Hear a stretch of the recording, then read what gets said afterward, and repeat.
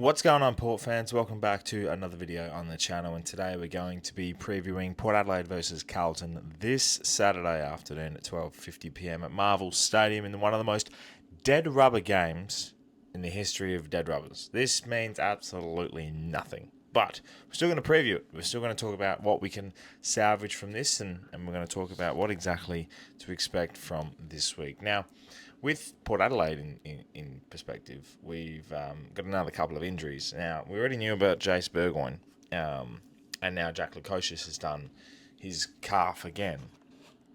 So I just want to go through something very quickly for you. 1, 2, 3, 4, 5, 6, 7, 8, 9, 10, 11, 12, 13. 13 injuries on the injury list.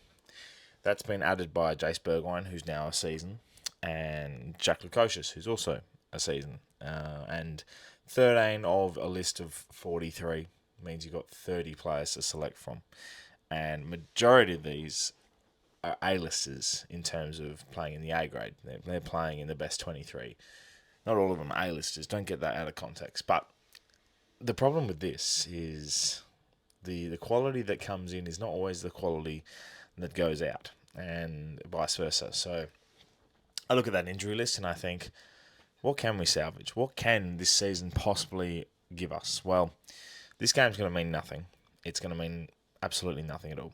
But I have a sense, if there is ever an occasion to win a game for Trav before the end of the year, it's this one.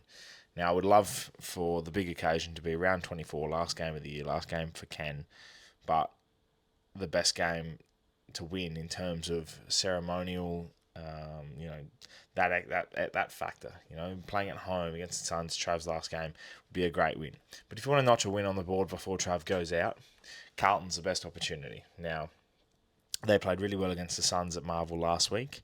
We obviously played really well against the Freo last week at home with a depleted side. So for me, that sits here and I go, right, I expect that same amount of effort and four-quarter performance to come through this week against the Blues. And this is a year where this will be the lowest we've ever finished under Ken Hinkley, especially losing the last two games. And that just doesn't paint the farewell tour really well, does it? It just means there was records broken, all for the wrong reasons this year. And another full stop on the season would be the lowest finish ever under Ken Hinkley. And that's, that's just damning, isn't it? But I look at this game in particular, and not to have a whole perspective about the season, but I look at this game and I go, this is the type of game that we've normally won this year. We come up against a bottom half side that's, not really pushing for anything. I look at the win against the D's that we had. That was really, really well done. West Coast obviously fought out, but we ended up finding a way to win. Carlton, first time we played them at Adelaide Oval, 50-point drubbing. And I think that's it's not a safe bet for Port Adelaide to win. I actually tipped the Blues this week, but in terms of us and what I feel could be a good opportunity, it's this game to win. And I think it's the best opportunity for really a high, I wouldn't say high quality, but a good quality game of footy. And I think both sides are going to put out a great fight on Saturday. Leads me to suggest that selections are going to be quite interesting this week. I wouldn't be making too many changes from last week. I know Lockie Jones was out with illness last week, so I expect him to come back into the side. Ryan Burton's not available. Van Soldo was concussion, and Benny Barrett still to be confirmed with his ankle. So I have a sense that these players that have an opportunity to come in would have performed really well on the weekend. And I look at Christian Moraes, who was sub on Saturday night against Freo, has a good opportunity to come back in. Lockie Jones would be a straight walk up for an opportunity, and Jeremy Finlayson is the other one. He kicked 3 goals and had 30-odd possessions in the SANFL. It's very hard to ignore, and I know his attitude at AFL level isn't great, but there's not a lot to choose from. And when you're playing Ollie Lord down back and you've had to make that choice, that really becomes an interesting situation. I'll be intrigued to see if we do that this week, because Carlton will have a couple of ins. They'll have Sam Walsh to come in. They'll have Mitch McGovern to come in. They're not playing with Curnow, obviously. So they have Harry Mackay down there. And with Alirali in great form after last week, maybe it's another opportunity for Ollie Lord to be down back again, have another opportunity. You see so well how Aaliyah plays with a third tall down there. You got Brandon Zerk-Thatcher, and normally have a Salva Radigalia, and Aaliyah just plays so much better, so much more freer.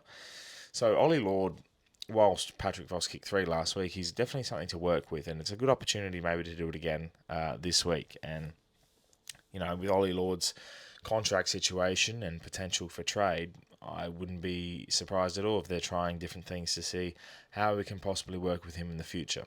You definitely know he can play forward. On his day, he's actually a decent forward. We've seen that a couple of times now. As a backman, is there another opportunity to really develop him as a swingman and really bring forth what is another opportunity for a youngster to prove a different opportunity? Maybe it's something Josh Carr wants to implement as well for next year. So interesting times by Port and decision making for selection. I find it intriguing. I don't know who comes out. I'd love, personally for me, season doesn't matter. I know Trav would love to play the full game, but if you want to really just save him and keep him in for next week to have a proper send-off, still get the game count ticked off over the weekend, but play him as a sub this week against the Blues. Maybe that's an opportunity. Play him as a sub, fresh legs, bring him on for the sake of it when he can, and then we have him fit and firing full game in his last game ever for Port Adelaide next week. That's something I've been thinking about, because you announce your retirement risk and everything like that comes forth. There's also a 6-day break between this and the Suns next week on a Friday night, so we'll see what eventuates with selection, but there's not a lot of calls to be made. Maybe there's another opportunity for a debutant, who knows. Jack Whitlock obviously was a late in last week. I'd potentially see him coming out for Finlayson, but that's to be seen. So we will obviously see what selection's like, but for this game in particular, try anyone anywhere, to be honest. I would really like to win this though. Just find a way to win something, and I think that'll be a good opportunity for Port this week. So a tip this week, I tipped the Blues because reverse psychology and losing badly in tipping competition, and the Blues surprised me last week against the Suns, and I just have a funny feeling that we just don't turn up this week and save all our energy for the Suns game. But that could be something else. So we'll see how it goes.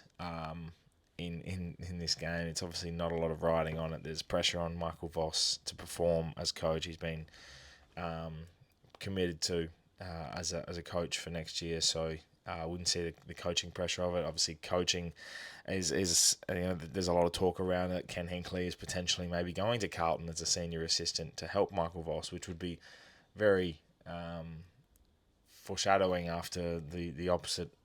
A few years back when Michael Voss was at Port Adelaide. Talk about Chris Davies as well. He's looking to go to, he's been potentially being poached by Carlton, which would be quite interesting. We have sought after Stuart Dew's signature as well as an assistant coach. So a lot to sort of fall out in the off-field stuff coming up in a couple of weeks. But for now, it's just a meaningless game of footy at Marvel, one that I'm actually keen to see if we win. And if we do win, then I'll be very, very happy. And if we lose, well then, for the love of God, beat the Suns in the last game so we can send Trav off right. Let me know in the comments below your thoughts, Port Adelaide fans, Carlton fans, if you're watching, everyone that's tuning in. Yeah, let us know what you think about this game. 2 games to go, 2 reviews left. It's going to be an interesting last couple of weeks for the men's season. The women's are kicking off this Sunday against Fremantle as well. I have a AFLW preview coming out in the next couple of days, which will be very nice to see. And another good season. Hopefully, back it up after last year's fantastic performances by the girls in season 9. So season 10 about to kick off, which will be amazing. So make sure you subscribe to the channel if you're new for plenty more Port Adelaide, AFL, AFLW, and footy content to come. The Glass Table episode, latest one, is out as well. So make sure you check that out. But overall, thank you so much for watching. My name's Anthony, and as always, count the pair.